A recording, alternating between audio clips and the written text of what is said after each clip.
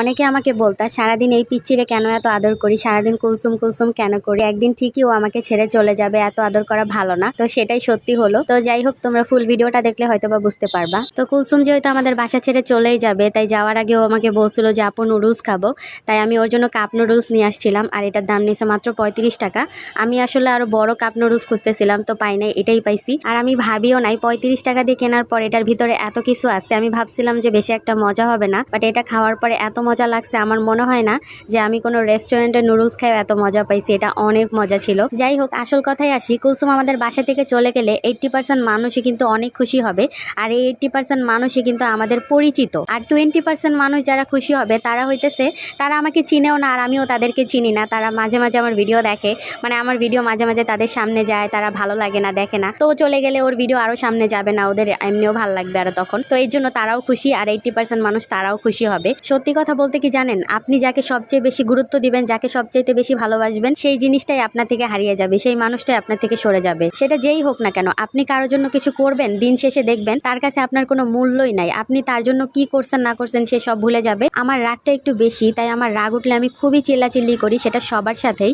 আবার একটু পরে আমার রাগ যখন কমে যায়, তখন আমি আবার নিজের ভুলটা নিজে বুঝতে পারি। তখন আমার মনে হয় ইসিরে আমার এরকম করাটা একদমই ঠিক হয় নাই। তখন আমি চেষ্টা করি যে সেই মানুষটাকে কিভাবে খুশি করা যায়। সেটা যেই হোক, আমার ফ্যামিলি মানুষের সাথেই আমি হয়তোবা বেশি রাগারাগি করি।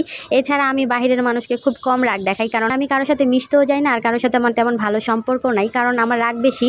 আমি কখন কাকে কি বলে ফেলি জানি না নিজেও, এর জন্য আমি আসলে কারোর সাথে মিশতে যাই না। কুলসুম আমার নিজের বোন না হইলেও ও আমার আপন কাজিন, তাই হয়তোবা সামনাসামনি অনেকে দেখলে আমাকে বলে যে তোমরা কেমন বোন, তোমাদের চেহারা তো কোনো মিল নাই। তো এত ঘুরায় পেঁচায় আমি আসলে কথা বলতে পারি না, আমি সোজা সাপটাই বলে দেই যে ও আমার কাজিন হয়, ঠিক আছে। আর এমন না ও আমার দূর সম্পর্কের কোনো আত্মীয়, মানে ও আমার হইতেছে মামাতো বোন। তবে একটা কথা কি জানেন, নিজের ছোট ভাই বোন যেমন অন্যায় করলে আপনি যেমন ভালোবাসবেন, যেমন আদর করবেন, তেমন শাসন করবেন, সবকিছুই করবেন। কিন্তু আপনি যদি অন্যের ছেলে মেয়েকে যদি একটা ধমক মেরেও কথা বলতে যান, তখনই কিন্তু আপনার দিকে আঙ্গুল তুলে বলবে, নিজের হইলে কি এরকম করে বলতা, এটা বলবে সবার আগে। আপনি যে তাকে ভালোবাসতেছেন সেটা সে দেখবে না, যখন শাসন করতে যাবেন তখনই সেটা চোখে পড়ে যাবে। এই যে মাঝে মাঝে অনেকে আমাকে বলে না যে কুলসুম এইভাবে খায় কেন, ওরে বলো না, ওরে শিখাও না। আচ্ছা দেখেন, কেউ যদি এরকম করে, একটা ভুল করে, তাকে কিন্তু একবার দুইবার বলা যায়, ঠিক আছে। এখন দেখেন, আমার নিজের বোন হইলে হয়তো বা এরকম করতো না, বা এরকম করলে হয়তো বা আমি ওকে 2টা থাপ্পড় দিতাম, যেটা আমি ওকে দিতে পারবো না। মানুষের ছোটবেলা থেকে যে যেটা শিখে আসবে সে সেটাই করবে। শিখার কোনো বয়স নাই, মানুষ যে কোনো বয়সেই শিখতে পারে, যত দেখবে তত শিখবে।